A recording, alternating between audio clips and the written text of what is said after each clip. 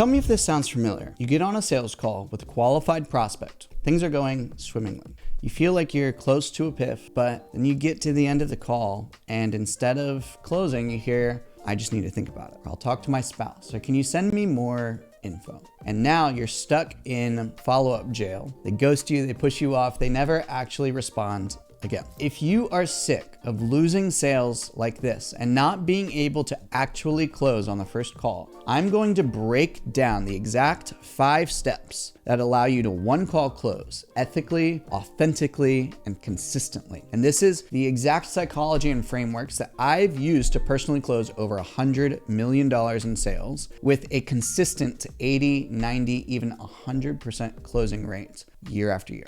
Now, if you're new to the channel, hi, my name is Christian Jack. I've taken and coached thousands of sales reps across various industries. Some of my students literally make 100 grand in commissions per month. And here's the thing, right? One call close is not just about being smooth or even being pushy. It's about leadership, but not in the way that you may be thinking. All right, sales is service. And when you understand how the brain actually makes decisions, you realize that closing in one call is not only possible, but it's actually the most natural and helpful way to serve your prospect. Okay, I'm gonna tell you something obvious, but before you one call close, you need to believe it's possible, okay? Most salespeople already go into calls with a losing mindset, all right? They're hoping the person closes, and the moment that they hear one objection, they throw in the towel and say, no worries, let's set a follow-up, or, they think about how to handle the objection, but that's not sales leadership, okay? That is fear. When somebody is on your calendar, they are raising their hand saying, I have a problem, I need a solution, and your job is to help them see and see for yourself whether there is a decision to be made. And more often than not, I can't tell you how many times in my life that I have made a decision now and it served me more than if I had made it later. And vice versa, I've made decisions later instead of now and it has served me less. And I wish I could go back and just make it sooner, right? I hear sales reps all the time, right? Like my leads are too cold. My niche, my prospects are super analytical. In my space, everybody needs to check with their spouse or, they've got to check with their business partner. They got to do their due diligence, like whatever. I've heard it all, okay? And I've closed multi-million-dollar deals in every single one of those situations. And the truth is, it's not the niche that's different. It's not your leads. It's not your marketing. It's the belief system of the salesperson. If you walk into the call already thinking, I hope this closes, like, guess what? You're right, okay? Whether you think you can or think you can't, you're right. That's a quote by Henry Ford. And the fastest way, I guarantee you, to raise your close rate is to shift this belief. Every good fit prospect on my calendar that can and should close today will. And that mindset changes how you show up on a call, and the prospects can feel it. Step number 2 to one call close every call is mastering deep discovery, right? The truth is that the sale is made in discovering. It just is. Most reps think that discovery is just 10 scripted questions, maybe, before they pitch or before they get into like the emotional stuff. Discovery is where you pre-handle and where you are curious enough to find out every single objection before it ever even comes up. It's where you go beyond the surface level answers, where you dig into the real fears, the real pains, the real goals, the real decision-making criteria and process, identity conflicts that keep people stuck. All right, think of it like this. A weak discovery is like planting a seed in dry soil. All right, you can pitch all day, but nothing is going to grow. A deep discovery is like planting a seed in rich soil. By the time you plant the seed, it's already starting the process of taking root. So the question is, how do you go deep? All right, most sales reps I see are just kind of like skipping stones across the surface of the water of the conversation with just random, smooth, thin, shallow questions. If they say, if the prospect says, I want to make more money, you don't just nod and move on. You say, what do you mean? What's the significance of more money to you? Does that mean that you feel like you're not making as much money as you'd like right now? What happens if you don't make any more money, right? Who else is impacted by you not making enough money? Who else would be impacted if you made more money? How much money do you want to make? Why that amount? What's the significance of that to you? Why is that important? Like, when you ask questions with genuine curiosity, not only do you uncover objections before they become objections. Before you pitch price, I generally refer to objections as obstacles. Obstacles are so much easier to overcome than objections. So not only do you uncover the real obstacles, but you also show the prospect that you truly care, you're truly curious, you want to understand the whole situation rather than just focused on closing them, right? It shows the prospect that you truly care and understand them. And when somebody feels deeply understood, that level of trust goes through the roof. So in the discovery, get to a point where you understand the prospect really well and you make them feel understood. You pre-handle all of the objections and you start to customize the pitch to them in your mind before you ever even get there. All right, step 3 is going to seem really obvious, but I promise you, like most salespeople just pitch like robots. Features, benefits, pillars, bullet points. That's the fastest way to lose a deal. I guarantee it. Here's how you actually pitch effectively. Number 1, go over what this is not. All right, you want to eliminate any sort of misconceptions, any sort of biases, any sort of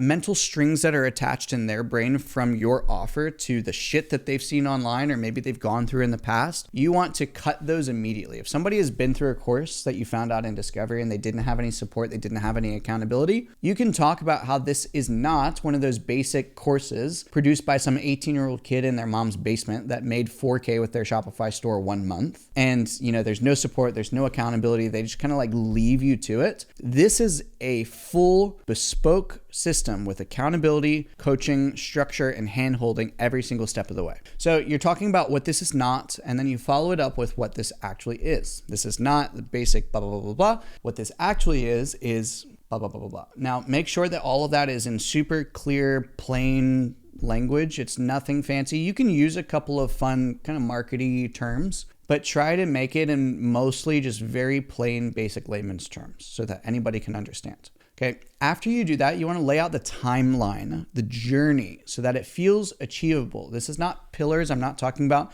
we do coaching, we do course, we do accountability. And let me be very clear. I used to do that. I get it. Like it works fairly well, but it doesn't work as well as walking them through a timeline of, let's just say 3 phases. Phase 1 is all of the prep. Phase 2 is where you achieve the actual result that you want to have. And then phase 3 is where we set you up to achieve that result and more over the long term. Okay. Now, after you go through the timeline, I always do what I call a disclaimer. This is just mapping out to somebody who this system actually works for and who it doesn't. Because the inevitable question in everybody's mind when you go through a really good pitch, right? This all sounds great. Like is how do you actually fail with this? That's what I want to know when I go into a pitch as like an actual prospect. I'm like, okay, this all sounds great. All, roses and daisies and lilies, but who fails and why? And so this is where I go through the disclaimer of talking somebody through who this works for and who it doesn't work for and why, and how they could potentially fail if they come into this. And you can align certain successful and unsuccessful behaviors in that. I'm not going to go through it in depth today. And the last thing to go through with a pitch, personally, I do like to use a fast action incentive, but the reasoning is more important than the actual tactic itself. The reason is to incentivize them to act quickly, but more often than not, it is to align them with successful behavior inside the program, right? If a coach tells you to change something on your story, is it going to take you a day? Is it going to take you an hour? Is it going to take you a week, right? If you're in an investing community, as an example, and we have a big play where you can make $100,000 overnight, are you actually going to go and do it? Or are you just going to like sit in the back and, wait a day when it's already too late? So the successful behavior inside of the program, I want to incentivize them to start that behavior now so that they can see that we're aligning successful behavior from the very beginning, right? This sales call is not just to decide whether they come into the program or not. This sales call is the start of the program. The decision that you make here needs to align with the decisions that you're going to make inside. And so we can find that out very quickly by using a fast action incentive. So just don't do any sort of like the sleazy, slimy sales shit about fake urgency or scarcity or anything like that, right? And I want you to notice something about this pitch. It's not about you, right? It's about connecting the dots between what they said in discovery and how your solution actually solves their problems or their pains and helps them achieve the solution that they want for their life, right? The pitch isn't supposed to be a performance. It's the inevitable conclusion of the discovery conversation. if you've gone deep enough, by the time that you actually get to explaining the offer, they should already be nodding along thinking, yes, this makes sense. This is exactly what we talked about. This is exactly what I need. And if you want the full breakdown of how I actually build these custom pitches, I actually charge 50 grand to build them for businesses. And the exact frameworks that I use, that's all inside the Sales Dojo, my training platform. It's free for the first 7 days. I'll drop the link in the description below. Now, step number 4 to one call close everything is understanding objection handling as leadership, okay? Even with the perfect discovery, even with the perfect pitch, objections will sometimes come up, okay? But here's the thing, objections are not rejections. They are oftentimes requests for help. And when somebody says, I need to think about it, what they might actually be saying is, I want this, but I'm a little bit scared. And so your job is not to argue or manipulate or use some fancy NLP identity shift. Like maybe you need to pull that out if they're being stubborn or something, but your job is just to help them process their emotions for a second. Like that's why objection handling has less to do with these clever word tracks or one-liners and more to do with your identity and where your focus is as a leader. And leaders lead from the front, okay? If you are not living with discipline, if you're not holding yourself accountable in your own life, if you are not living a life focused on what you want and getting after it day after day and urgently making decisions, then why in the world would your prospect have the conviction to be accountable, to act with urgency in their life? And it's no shocker that you don't have the conviction to hold your prospects to that yourself, because sales is service. Going to war for your prospect means challenging their limiting beliefs, helping them see truth about what an action costs them, the truth about their own ability to succeed, the truth about what they believe about themselves and their family and what they deserve, the truth about what's really holding them back. Like when you lead the call with true leadership and authenticity, prospects can feel it. And they'll follow you into a decision that completely changes their life that they may not even fully understand. So to be able to objection handle, keep yourself accountable to the highest standards possible so that you can keep the prospects to the highest standards possible for themselves as well. Now, this last step isn't talked about enough. It's protecting and projecting your own energy. You can have the best script, you can have the best pitch, you can have the best personal life, but if your energy is low or scattered or needy, nobody is buying from you. Nobody is trusting you. Nobody is convinced by you because prospects make decisions based on how you make them feel. People don't remember what you teach them, but they do remember how you make them feel. And they feel your energy before they ever hear your words. So that means that you need to show up to every sales call in peak state, physically, mentally, emotionally, and spiritually, because when you believe deeply, when you are grounded in service and positive intentions and care and love for the prospect, when your energy is steady, people trust you. But the reason is not because they should, but it's because you trust yourself. Because if you can't trust yourself, if you can't manage your own energy, how are you going to expect somebody else to?